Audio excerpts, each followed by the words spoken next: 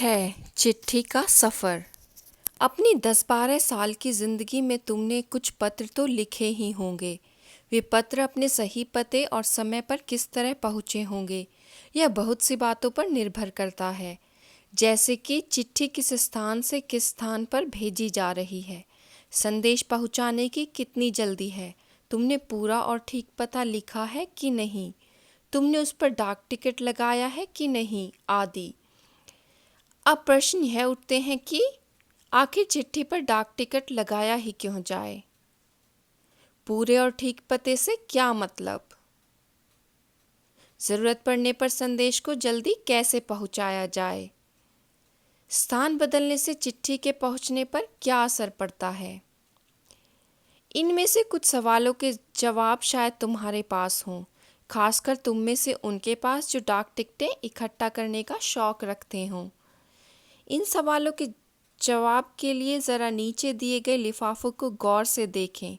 दोनों पतों को दी गई जगह में लिखो।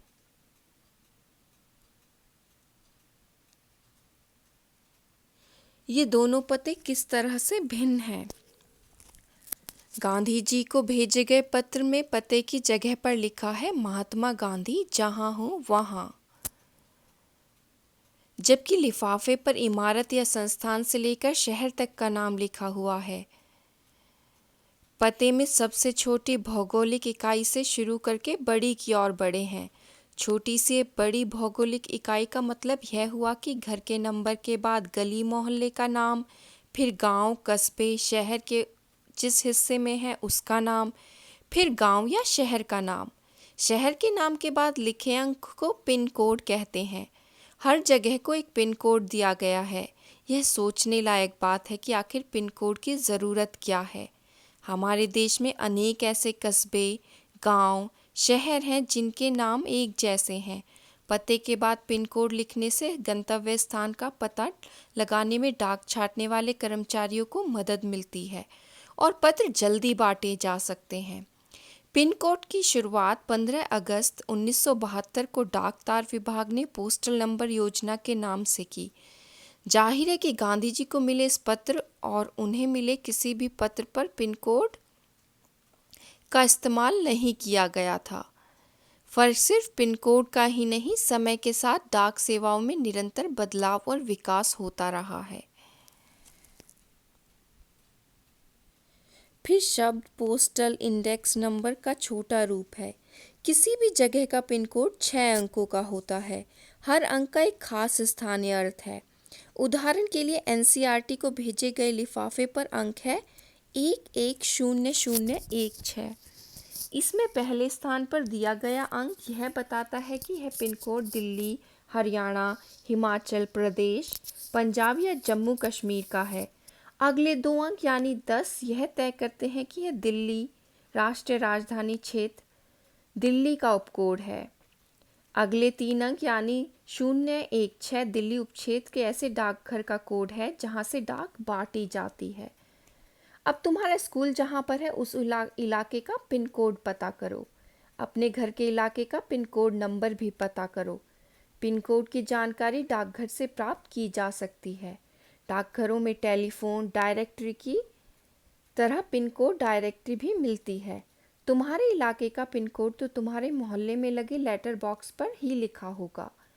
प्रमुख जगहों, शहरों के पिन कोड नंबर तुम्हें कहाँ-कहाँ मिल सकते हैं।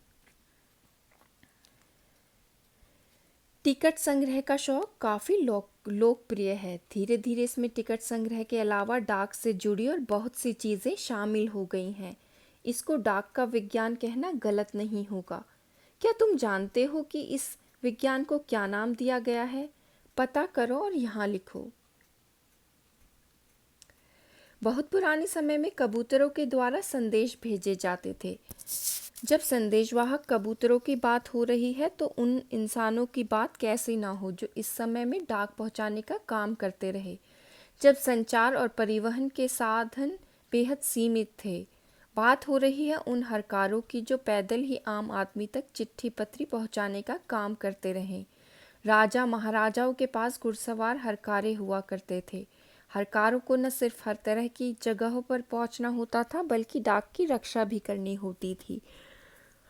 डाकू, लुटेरों या जंगली जानवरों की चपेट में आने का डर हमेशा बना रहता था। आज भी भारतीय डाक सेवा दुर्गम व पहाड़ी इलाकों तक डाक पहुंचाने के लिए हरकारों पर निर्भर करती है। जम्मू कश्मीर के लद्दाख खंड में पदम जंस्कार जैसी कई जगह हैं जहां हरकारें डाक पहुंचाते हैं।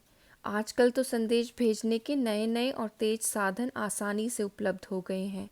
डाक बांटने में हवाई जहाज, पानी के जहाज और जाने कौन कौन से साधन इस्तेमाल किए जा रहे हैं। डाक विभाग भी मतपत्र, मनी ऑर्डर के साथ साथ ईमेल, बधाई कार्ड आदि लोगों तक पहुंच रहा है। कबूतरों की उड़ान से लेकर हवाई डाक सेवाओं तक का सफ़र दिलचस्प करने वाला है। यह सोचकर आश्चर्य होता है कि कबूतर जैसा पक्षी संदेशवाहक भी हो सकता है।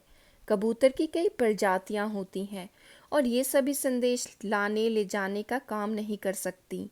गिरहबाज या हुमर वह प्रजाति है जिसे प्रशिक्षित करके डाक संदेश भेजने का काम में लाया जाता है। आखिर कबूतर अपना रास्ता ढूंढ कैसे लेता है? उन प्रवासी पक्षियों के बारे में सोचो और पता करो कि वे कैसे सैकड़ों मील का रास्ता और सही जगह तय कर पाते हैं।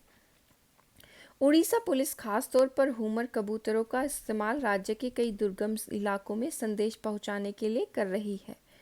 कानून व्यवस्था, संकट और अन्य मौक़ों पर संदेश के लिए ये कबूतर बहुत ही उपयोगी साबित हुए। कबूतरों की संदेश सेवा बहुत सस्ती है और उन पर खास खर्च नहीं आता है।